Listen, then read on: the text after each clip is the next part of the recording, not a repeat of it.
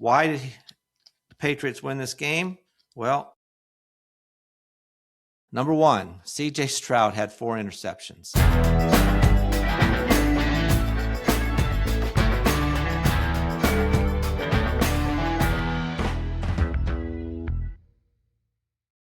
Welcome to Just the Stats NFL Top 10s for Monday, the playoff edition.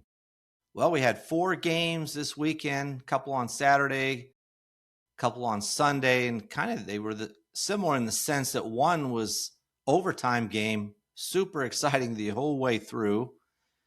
And then the other 2, the teams that won took kind of control by the fourth quarter and wrapped it up. So a couple of different types of games, but they were all good to watch, fun to watch. If your team won, obviously. Otherwise, if you're a Buffalo fan, a lot of them are pretty hot right now over a couple of the calls that were made in that game, especially the fact that they were so late in the game that they happened. But we'll talk about those. So we'll talk about the 4 games. We'll start with the AFC. And I'll give you my top 10 reasons why each team won and the other team lost. So we will start with that Buffalo Bills versus the Denver Broncos. Honestly, I didn't think Buffalo would even score 30 points. They did, but 30 was not enough to win this game. They ended up losing 33-30 to the Denver Broncos in Denver. Wow, it was quite a game. You know, Denver's supposed to have one of the best defenses, and they could not stop Buffalo for the most part. But Buffalo couldn't stop Denver either. That was the problem. So let's look at these top 10s and see kind of what happened in this game. Well, the first one is, number 1, Bo Nix's clutch late game execution. Man, and how bad for the Broncos to find out that your star quarterback is out for the rest of this season, whether they make it to the Super Bowl or not, with his ankle being fractured. Wow, that was just a devastating news. Nix did deliver when the Broncos needed him most, especially on that final overtime drive when he making the key throws that he needed to make to get the team into scoring range. It was a big game for him. Let's look at the stats here for the 2 quarterbacks. And they were very similar, honestly. Wow, very similar. Bo Nix, 26 completions on 46 attempts for 279 yards. That's 6 yards in attempts, 3 touchdowns, 1 interception, had a quarterback rating of 87.1. He was not sacked in this game. Bo Nix was not sacked at all. Josh Allen, 25 for 39 for 283 yards, so 4 more yards, 7.3 yards per attempt, 3 touchdowns, but he had 2 interceptions. He was sacked 3 times. He had a quarterback rating of 90, so very similar numbers there.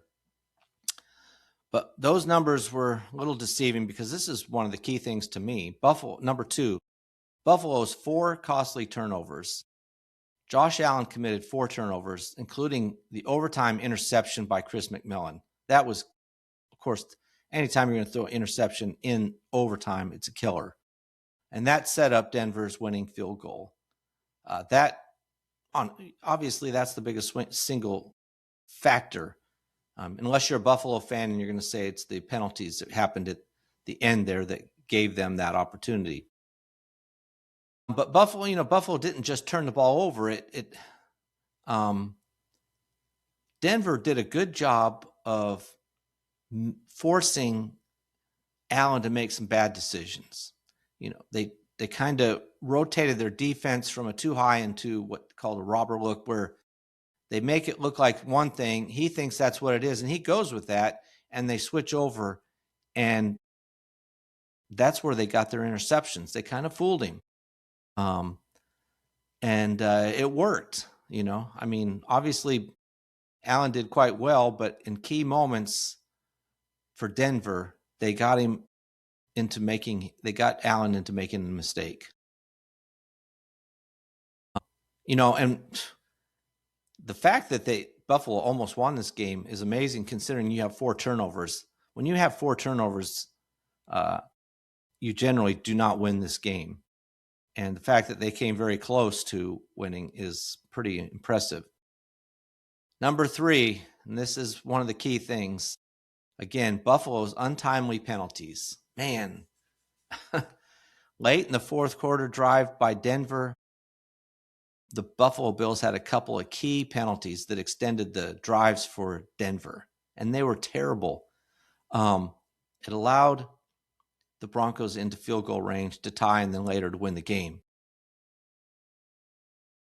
Now, I know when you watch the penalty, it was a penalty. That one right there near the 5-yard line, the Buffalo Bill defender had him by the arm, forcing him to try to catch that ball with one arm. That's a personal foul. The timing is terrible, obviously. And honestly, the defender should have just taken the chance to let him catch the ball and hope he didn't catch it, because if you're caught for pass interference, they get the ball right down there which is what happened. They got the ball down near the 5 and they just kick a nice simple field goal. If he catches it, you have the same effect. So why not just let him try to hope he doesn't catch it instead of interfering with him, So you're taking the chance that you're not going to get caught. He was caught with pass interference, and that's a tough break. Like I said, the timing was terrible for Buffalo. Will Lutz, perfect kicking under pressure. That's number 4. Kicked, the 23-yarder, he better make that. That's just a chip shot. But he did make field goals earlier in the game as well to keep the team in the game. So really good kicking on his part. Matt Prater made 3 field goals. He made, 3 points after touchdowns and 2 field goals, both within 30 to 39. And he made a 50-yarder, exactly 50 yards, Prater did. Will Lutz had 3 PATs and 4 field goals, 4 for 4 in field goals. One of those was also 50-yarders, so they both made a 50-yarder on the nose, which, they should be making. But that's another key that almost cost Denver the game, was the fact that it's not on my top 10, but, kicking field goals instead of scoring touchdowns almost cost them this game. They scored touchdowns on a couple of those field goals. This game's put away by them, but they couldn't do that. Number 5, Denver's red zone efficiency. Well, Buffalo did move the ball pretty well overall. 448 yards for Buffalo to 355 for Denver. But the Broncos capitalized better in the scoring positions. They scored more times, and they turned the drives into points instead of mistakes, which is what cost Buffalo ultimately. Another key was the fact that the Broncos in the first half, this is number 6, put up 20 points in the first half. And wow, was that a mistake by Josh Allen right there. Denver scores a touchdown. There's only, 20 seconds to go.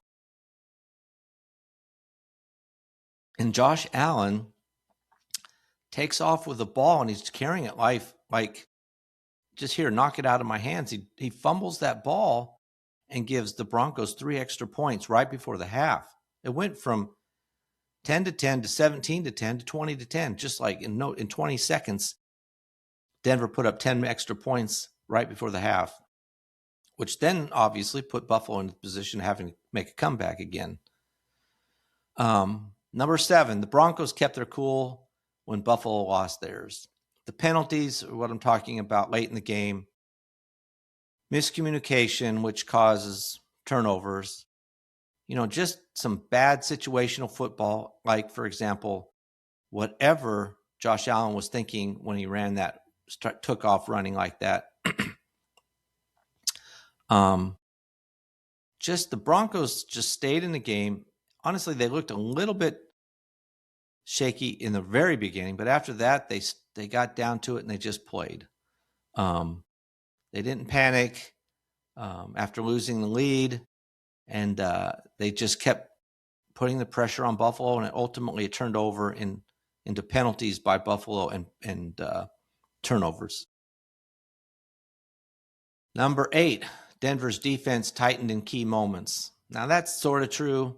I mean, I said that, but man, like I said, on the other hand, you're supposed to be one of the best defenses and you give up 30 points. And honestly, I didn't think that would happen, but they did. But, they did force Buffalo into a long field goal, that 50-yarder. They did create 4 turnovers, and they held strong on critical downs, especially in overtime, when they, did put a lot of pressure. They pinned Buffalo down at the 8-yard line at one point. And so, in key moments, the defense did show up. You get 4 turnovers, you had to do something. Number 9, the field position battle in overtime. When Denver had to punt, they pinned Buffalo deep. And this is what turned it into that risky throw that Allen made, the game-changing interception at the end there. And then that just allowed Denver to have a short field coming back to kick that winning field goal. That was amazing. That interception, I know I did take it for credit that the announcers bring on the ref on the TV show, during the game when they're reviewing it and they're trying to figure out, did the Buffalo Bill guy catch it? And if he did, was he down or was it an interception? So I take the word of the guy up in the booth, the official up in the booth, saying, yes, that was a interception or it wasn't an interception. Generally, why would he decide to go one way or the, just intentionally sabotage Buffalo? He wouldn't. So I take his word. If he says that's a interception, it's an interception. I mean, it was such a close play and a crazy play. And who knows, it's possible if they just called that a catch and not an interception, that it's very possible that the Buffalo Bill guy ends up with a reception. I mean, it was a close play. But I'm going to take the word of the official up in the booth and say, well, I guess it was an unfortunate mistake for Buffalo and very fortuitous for Denver that the defender was able to pull that ball away from him and get that interception, because that was a key. All right. Number 10, Buffalo's missed opportunities despite the fact that they had the statistical edge. The Bills had more plays, 78-68. They had more yards, 448-355. They had more first downs, 27-20. But they lost. And it was the turnovers, the penalties, and situational failure that cost them this game. So they lost the game despite winning the statistics. It was a rough game. If you're Buffalo, you just hate it. And obviously they hate it anyway. Their goal was the Super Bowl. They've had enough of these games in the early rounds getting knocked out that they were ready to move on to the next round, and they couldn't do it. So another year down for them, and they're just like the rest of the teams in the playoffs, they're out. And the Denver Broncos are in. So they win this game 33-30. Now next week they play with a backup quarterback, so against the Patriots. Wow, that will be some game to see. It will be in Denver, but that's going to be a rough game for them, I think, for Denver, that is. But we'll talk about that later. All right, next game up is the San Francisco 49ers at the Seattle Seahawks. Now, this game, this was all San Francisco. I mean, all Seattle. I'm sorry, all Seattle. They just were overmatched San Francisco. The fact, I'll just say this one positive for San Francisco. The fact that they made it this far at all is pretty good considering what has been happening to their teams. And I've talked about this. But I think going into Seattle, they finally just ran out of steam. They just didn't have the firepower offensively or defensively to keep up with Seattle. And Seattle is just way overmatched San Francisco in this game. They walked away with an easy win. Now we'll see how easy it again. Not only did they play San Francisco 3 times, they'll now play the Rams 3 times. So this will be should be a pretty good game. Though, there's always a possibility. I think if anybody blows anybody out in this game next week, it'll be Seattle blowing out the Rams. But we'll see what happens. That's next week. Now, why did Seattle win this game? Number one, Seattle, right? The opening kickoff. Rashid Shaheed runs it back for 95 yards. And it's a touchdown right off the bat. And did you see the kicker try to stop him by sticking his leg out? How crazy is that? He could have really hurt himself, not so much the runner. But yeah, that kind of set the tone right there. I think San Francisco was hoping they could slow the pace down, kind of control the ball, and all of a sudden they're down 7-0 right off the bat. And it went that way the rest of the game. That opening kickoff rewrote the game's, script, and the 49ers were playing from behind the whole time. By the end of the first quarter, they're down 14-0. Halftime, they're down 24-6. And that is a game. Playing from a negative game script is not a game that the 49ers had a chance to win. Number 2, Seattle's defensive front controlled the line of scrimmage. The Seahawks defensive line just dictated this entire game what the 49ers could do or not do. They forced turnovers. One was a fumble. I mean, they just consistently were pressuring Purdy the entire game. Purdy was only sacked twice, but he was running for his life most of the time. His pocket was not clean. It was forcing him to make bad throws when they could even throw the ball. It was just a rough game for him. In this game, the 2 quarterbacks, Brock Purdy, 15 completions on 27 attempts for only 140 yards. That's 5 yards an attempt. No touchdowns, 1 interception. Like I said, sacked 2 times. Had a quarterback rating of 54.6. That's what Seattle's defense did to him. And then Sam Darnold, on the other hand, only threw the ball 17 times, but had 12 completions, only 124 yards. That was 7 yards an attempt, 1 touchdown, had a quarterback rating of 110.9. It wasn't so much the passing game that won this game for the team. It was just their overall defense and their overall passing and running and just controlling this game. By the halftime, it was pretty much over, and their goal, the Seattle, was just to continue to run this game, run this clock out, and get the game over with. Number 3, Kenneth Walker III forced the 49ers out of their what they wanted to do. Walker ran for 116 yards, 3 rushing touchdowns. Just an excellent game for him. And really, the 49ers just couldn't stop him. 19 carries for 116 yards. That's 6 yards a carry, 6.1 yards a carry.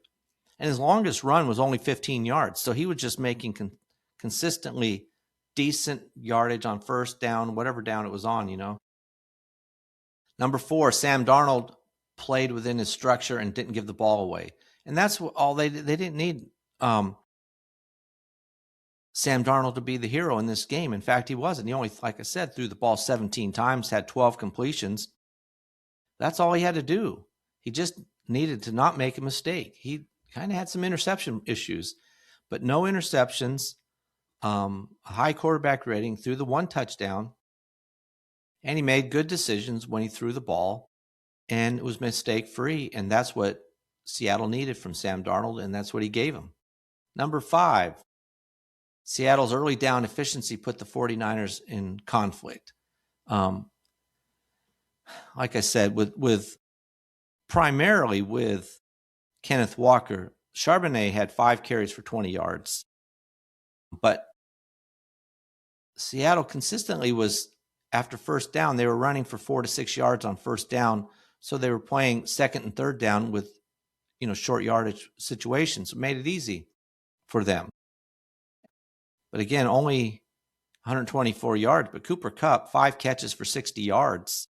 He had half the yardage. Smith-Njigba, 3 catches for 19 yards. And then Kenneth Walker had another 3 catches for 29 yards. So between his rushing and receiving, he had 145 yards. Really impressive for him. It's not like they put up a ton of yards all around, but the Seattle Seahawks, that is, they had 175 yards rushing. So that was really where they dominated the game. And that's how you can run the clock out much more easily. Number 6, the 49ers were too injured to compete. They were just so banged up. And they just couldn't get anybody to stay on the field all season. They get Kittle back. He goes out in the first playoff game. It was just sad to watch in a lot of ways. And so you got a lot of backups who just didn't have the same abilities that the starters did.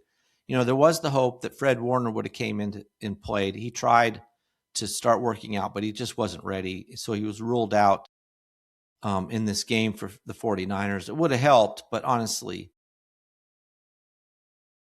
the Seahawks were just too much. I don't care if they had Kittle and Warner back in playing. I don't think it would have mattered. I think Seattle would have won the game with relatively ease.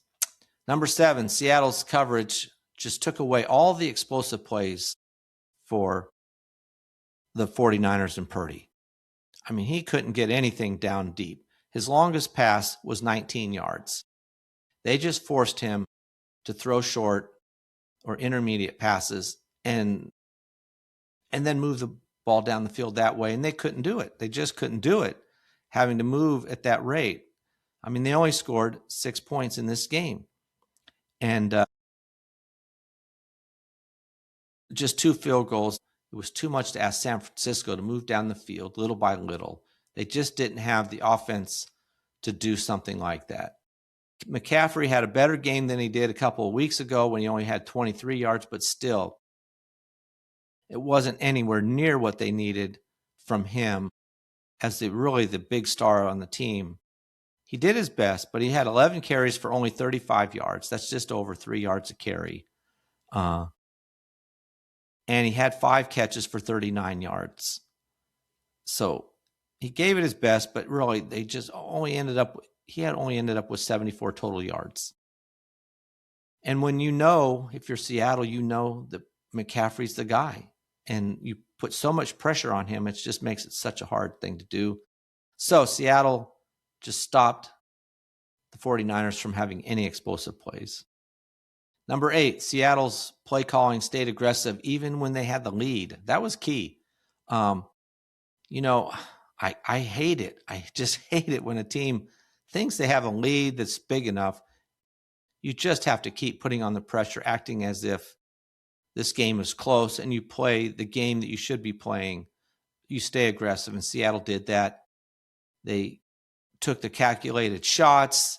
They stayed unpredictable on second down. They just didn't run, and they were aggressive, and it paid off. They never gave 49ers a chance to get back into this game.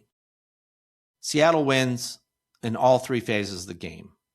They had that special teams touchdown. They scored 41 points. The defense only gave up 6. So when you win all 3 phases, you generally win the game.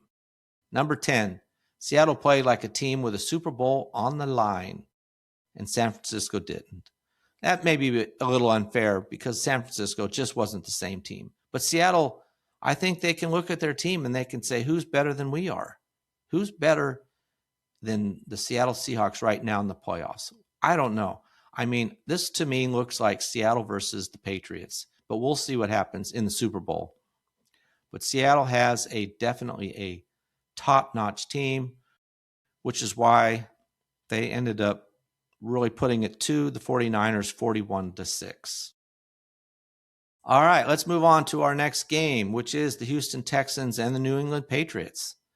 Now, here's a game that was fairly close, to start with, but New England was up 21-10 at halftime, still within range because Houston had been known to come back from some games. And so, there was a chance, but Houston couldn't do it. And the only thing they could do in the second half was a couple field goals in the third quarter to tighten the game up. It ended up after three quarters, it was 21-16. So it was close. But in the fourth quarter, the Patriots get that touchdown to put the game out of reach. Why did the Patriots win this game? Well, number one, C.J. Stroud had 4 interceptions. One was a pick six to Marcus Jones. That, derailed an offense that wasn't one of the better offenses in the first place. So to give up 4 interceptions just was too much for Houston to overcome. And Stroud, man, he looked rattled, and some of the passes he threw were unbelievable. I just really didn't see it. I mean, his numbers were horrendous. 20 completions on 47 attempts. That's well under 50% for 212 yards, 4.5 yards per attempt, 1 touchdown pass, but 4 interceptions, sacked 3 times, had a quarterback rating of 28. 28. Terrible. Drake May, on the other hand, 16 completions on 27 attempts for 179 yards. That's 6.6 yards an attempt. 3 touchdowns, 1 interceptions. He was sacked 5 times. Houston's defense did get to him, but he had a quarterback rating of 100.7. Stroud, he really did not show up well in this game. And, the Patriots baited him into throwing some of these passes by their coverage, and he took the bait, and then they intercepted him. Well, number 2 is just continuation on that. The Patriots forced 5 total turnovers, 4 interceptions, and a fumble. And that pick six really changed the game. Number 3, the Patriots' defensive adjustments after early drives. So the Patriots didn't start the game early. They didn't start off gung-ho on their defense. In fact, I was a little surprised how easily it seemed to be that Houston was moving the ball. But the Patriots defense made some adjustments and, kind of disguised their defense a little bit better. And it forced Stroud to hold the ball a little longer and make some bad throws or get sacked. He made it, he only was sacked a couple of times, but when you throw the ball 47 times but only have 20 completions, that's just you throwing the ball away or just making some really bad throws. Number 4, the Patriots controlled the field position the whole game. Between the takeaways, the special teams, the stall drives of Houston, New England consistently were starting their possessions, in good field position just from the start. So it really worked in their favor in that area. Number 5, New England's pass rush affected Stroud without needing to sack him. And that's what I was saying earlier. They only sacked him 3 times, but so much pressure on him was forcing him to make bad passes. So 3 sacks, 4 interceptions, and he had 27 incomplete passes. So he was just trying to get rid of the ball, trying to run around, throwing off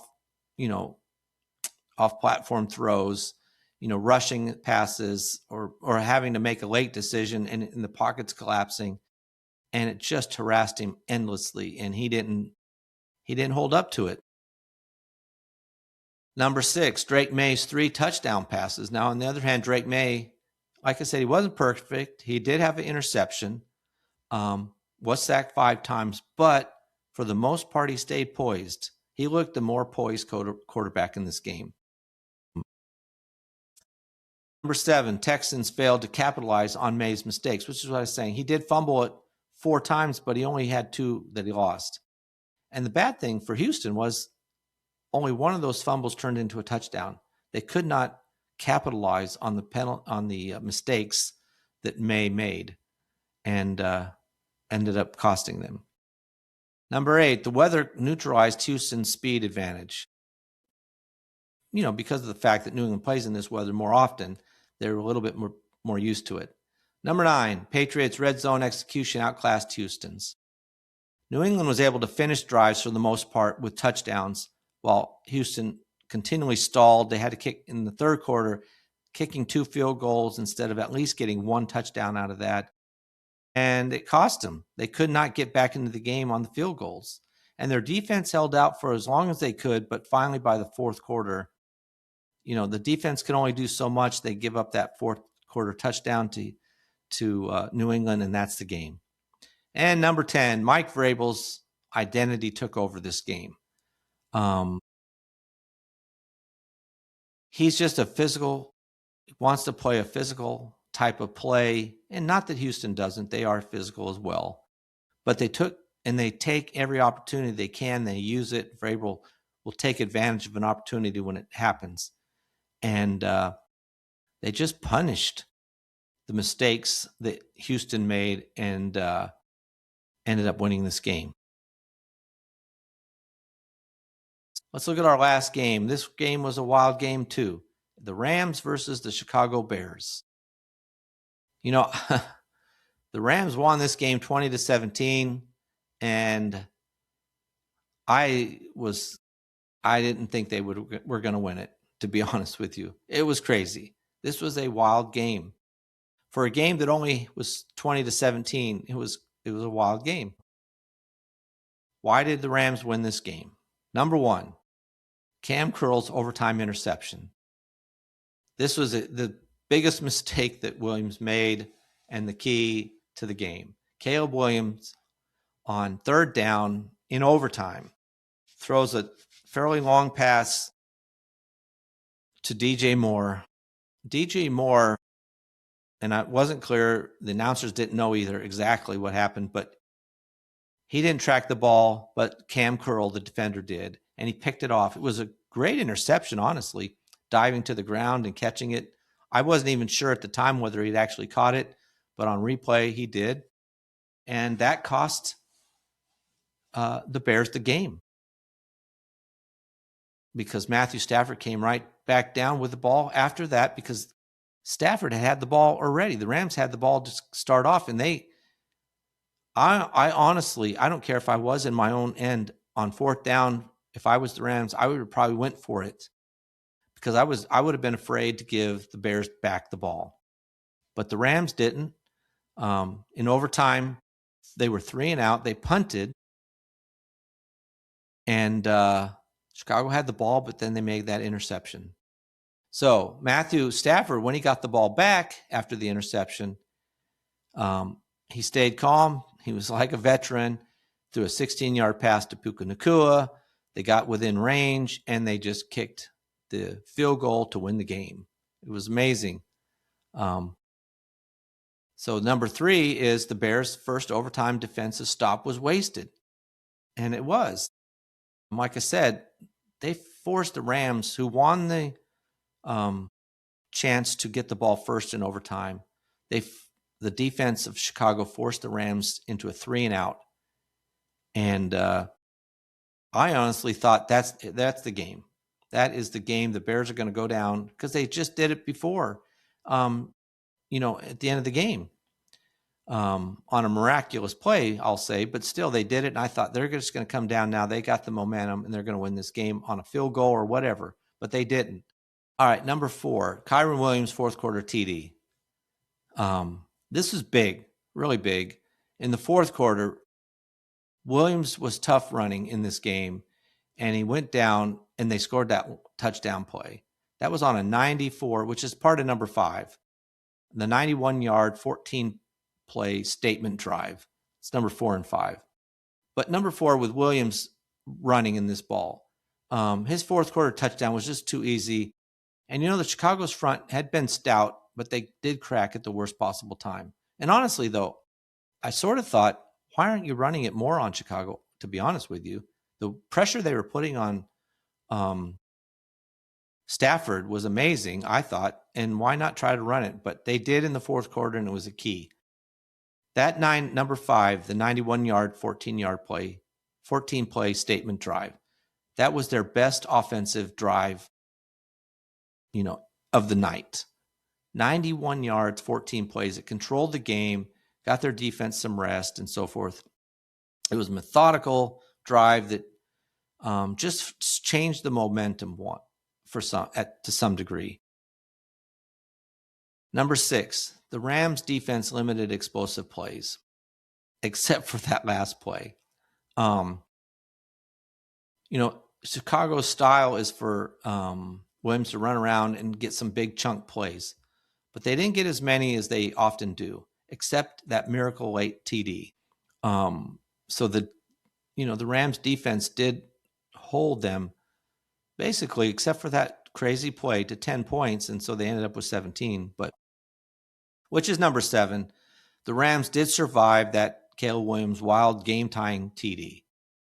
I mean, that was just absurd, off kilter, a late game touchdown to force overtime. And normally teams would just buckle. The Rams, it did not break their defensive spirit. You would have thought it could have. Really, that was just an amazing play, that touchdown pass to Kyle Kmet. But the Rams didn't fold. They regrouped, and they made the next big play in overtime. They got that interception in overtime. Number 8, Puka Nacua and Davante Adams made the key catches in this game. Man, they made some good catches. That one on the sideline by Adams was impressive. And Nacua, he caught a pass across the middle, and he just pushed his way into closer into field goal position. So in this game, looking at the quarterbacks, Matthew Stafford did not have neither quarterback actually had a good game. Matthew Stafford, 20 completions on 42 attempts for 258 yards.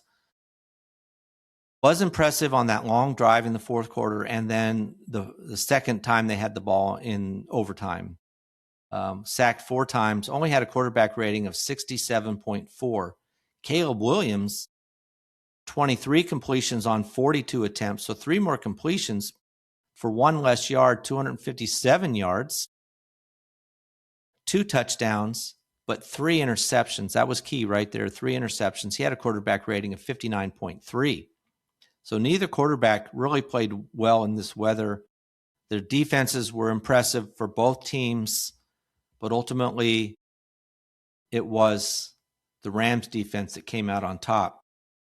And then, like I was saying, with Puka Nacua and Davante Adams making the key catches in this game, Puka Nacua was 5 catches for 56 yards, throwing the ball his way 10 times, but he had 5 catches. Davante Adams only had 2 catches for 24 yards. Both of them were for first downs. That was key, and one of them was just a huge catch. Kyren Williams, 4 catches for 30 yards, along with the fact that he had 21 carries for 87 yards. So he ended up with 107 yards total. So a good game from him. I thought he was one of the keys to me in this game, even more so than the receivers, was his ability to run. Number 9, better situational football. The Rams won this game on third downs, red zone execution, the turnover margin, and in overtime. The costly mistakes that Chicago made, especially that overtime interception, it really killed their chances. 3 interceptions by Williams was just too many. You can't expect to win a game when you have 3 interceptions. And they almost did, though. That's the crazy thing. They almost did. Number 10, final one, handling the brutal Soldier Field conditions. This was something I was a little worried about, except for Stafford, who played for the Lions, so he was used to this type of weather. Though you would think he would have had a better game, but his game was not too swift either in this. But the Rams handled the weather conditions, the cold, the wind. It was bad weather, and they held up fine in it. So we have our teams now. The 4 games are set. We're going to have the Denver Broncos playing the New England Patriots in Denver. And we'll have the Los Angeles Rams playing the Seattle Seahawks in Seattle. Those are our games coming up. All right. Appreciate you listening. Thank you for that. Appreciate all the subscribers. Please like and subscribe. You can find this podcast, the video version, on YouTube at Just the Stats NFL. Audio you can find on YouTube or Spotify, Apple, wherever you listen to your favorite podcasts. Again, I appreciate you listening. Please like and subscribe, and I'll be back, I believe, on Wednesday for the next podcast. So everyone have a good day. We'll see you on Wednesday. I'm out for NFL Top 10s for Monday, playoff edition.